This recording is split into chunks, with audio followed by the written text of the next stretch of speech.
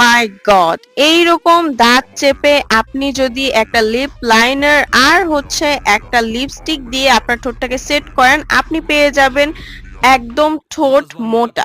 এই হ্যাকটা দেখার পর আমি তো পুরো টাসকি। ভাই, এইভাবেও কি কখনো লিপ মোটা করা যায়?